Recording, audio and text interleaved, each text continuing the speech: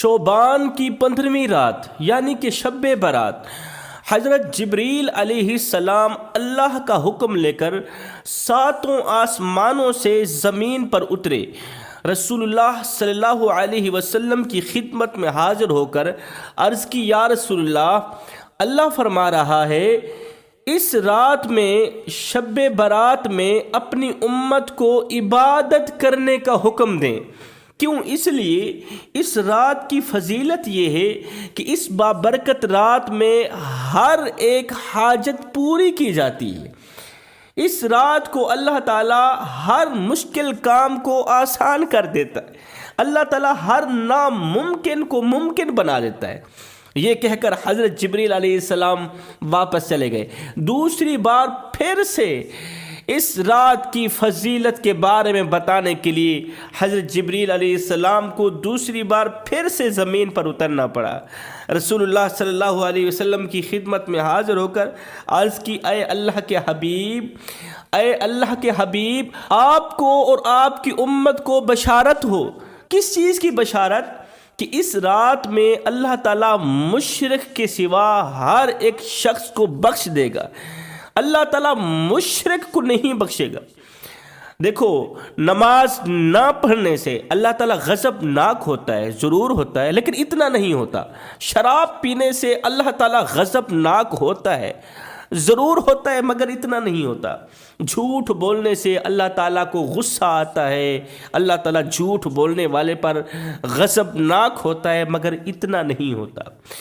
اللہ تعالیٰ ظالم پر غضب ناک ہوتا ہے، ظلم کرنے والے پر اللہ تعالیٰ غضب ناک ہوتا ہے، ضرور ہوتا ہے، مگر اتنا نہیں ہوتا جتنا اللہ تعالیٰ اس بندے پر غضب ناک ہوتا ہے۔ اس بندے پر اللہ تعالیٰ کو غصہ آتا ہے جو بندہ اللہ کی چوکھٹ چھوڑ کر اللہ کے سوا کسی غیر کے آگے سر جھکاتا ہے، اللہ کے سوا کسی غیر کے آگے ہاتھ پھیلاتا ہے، کسی غیر سے مانگتا ہے، اللہ سے نہیں مانگتا۔ اس بندے پر اللہ تعالیٰ کو بہت زیادہ غصہ آتا ہے، اللہ تعالیٰ غضب ناک ہوتا ہے کہ میں تمہارا رب ہوں، میں تمہیں پیدا کرنے والا ہوں، میں تمہیں بڑا کرنے والا، میں تمہیں طاقتور بنانے والا، میں تمہیں دنیا جہان کی ہر چیز دینے والا، تم مجھ سے مانگتے ہوئے کیوں شرماتے ہو؟ حضرت سیدنا موسیٰ علیہ السلام نے عرض کی، یا باری تعالیٰ، میری امت کا جو سب سے بڑا عبادت گزار شخص ہے نا، میں اس سے ملاقات کرنا چاہتا ہوں۔ میرے اللہ نے فرمایا، موسیٰ، پہاڑ کی اس چوٹی پر چلے جاؤ، فلاں جگہ پر چلے جاؤ، آپ کی امت کا سب سے بڑا عبادت گزار شخص عبادت میں مصروف بیٹھا ہے، جا کے مل لو، اپنی یہ خواہش پوری کر لو۔ حضرت موسیٰ علیہ السلام اللہ کا حکم سنتے ہی پہاڑ کے اوپر چڑھے، اس چوٹی پر پہنچے، دیکھا ایک کمزور سا شخص ہے، اللہ کی عبادت میں مصروف ہے۔ موسیٰ علیہ السلام قریب گئے، موسیٰ علیہ السلام نے اس کا دیدار کیا، اسے دیکھا، میری امت کا سب سے بڑا عبادت گزار شخص۔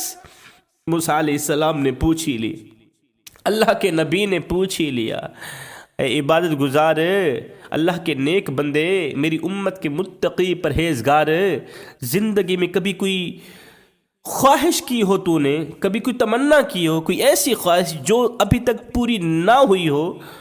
اس عبادت گزار نے کہا، 2 خواہشیں ہیں، 2 تمنائیں۔ پہلی خواہش، میں حضرت موسیٰ علیہ السلام کو دیکھنا چاہتا ہوں۔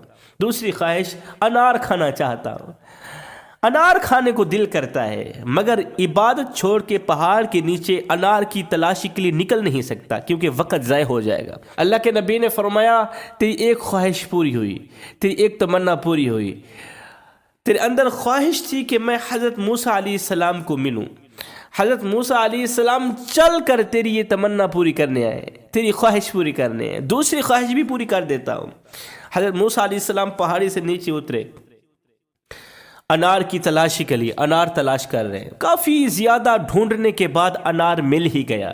انار لے کر حضرت موسیٰ علیہ السلام پھر سے پہاڑی کے اوپر چڑھے، چوٹی پر پہنچے، دیکھ کر حیران رہ گئے، دیکھ کر اندر سے ایک درد بھری آہ نکلی، اندر سے ٹھنڈا سانس نکلا۔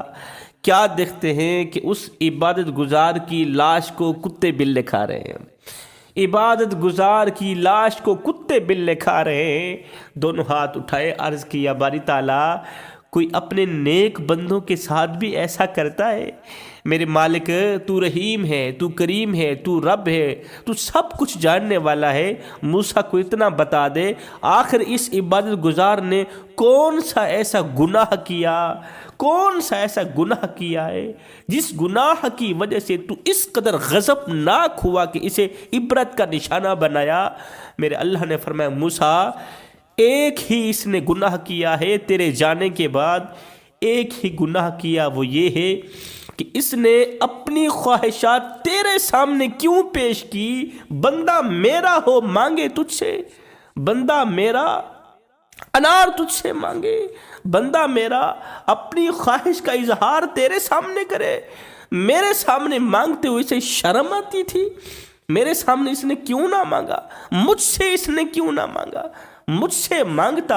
اگر موسیٰ تو اس کی خواہش پوری کر سکتا ہے، میں رب اس کی خواہش پوری نہیں کر سکتا جس کا یہ عبادت گزار ہے، اسی گناہ کی وجہ سے میں نے اسے عبرت کا نشانہ بنا دیا، مجھے اس کی عبادت کی ضرورت ہی نہیں ہے، اس نے مجھ سے کیوں نہ مانگا؟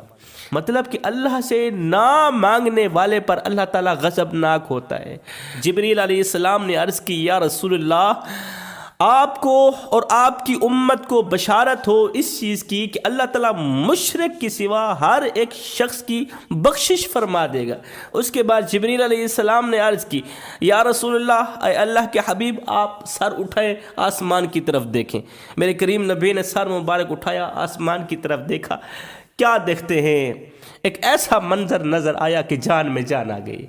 آسمان کے پہلے دروازے سے ایک فرشتہ نکل کر پکار رہا ہے اس بابرکت رات میں سجدے کرنے والوں کے لیے خوشخبری ہو، شب برات میں، شعبان کی 15ویں رات میں اللہ کے حضور جھکنے والوں کے لیے خوشخبری ہو، سجدے کرنے والوں کے لیے سبحان ربی الاعلیٰ کی تسبیح پڑھنے والوں کے لیے خوشخبری ہو۔ دوسرے دروازے سے فرشتہ نکل کر پکار رہا ہے سردوں کے دوران خوب گڑ گڑا کر رونے والوں کے لیے خوشخبری ہو۔ تیسرے دروازے سے فرشتہ نکل کر پکار رہا ہے خوب گڑ گڑا کر خشیت الہی میں رو کر اللہ سے دعا کرنے والوں کے لیے خوشخبری ہو۔ چوتھے دروازے سے فرشتہ نکل کر پکار رہا ہے اللہ سے سوال کرنے والوں کے لیے خوشخبری ہو۔ پانچویں دروازے سے فرشتہ نکل کر پکار رہا ہے اللہ سے بخشش مانگنے والوں کے لیے خوشخبری ہو۔ چھٹے دروازے سے فرشتہ نکل کر پکار رہا ہے اس رات اپنا قیمتی سر اللہ کے حضور جھکانے والوں کے لیے خوشخبری ہو۔ ساتویں دروازے سے فرشتہ نکل کر پکار رہا ہے اس رات ہے کوئی اللہ سے توبہ مانگنے والا، ہے کوئی اللہ سے رزق وسیع مانگنے والا، ہے کوئی مغفرت طلب کرنے والا۔ اس کے بعد رسول اللہ صلی اللہ علیہ وسلم نے فرمایا اے جبریل یہ دروازے کب تک کھلے رہیں گے؟ جبریل علیہ السلام نے عرض کی صبح طلوع آفتاب تک، طلوع آفتاب تک یہ دروازے کھلے رہیں گے اور اعلان ہوتے رہیں گے۔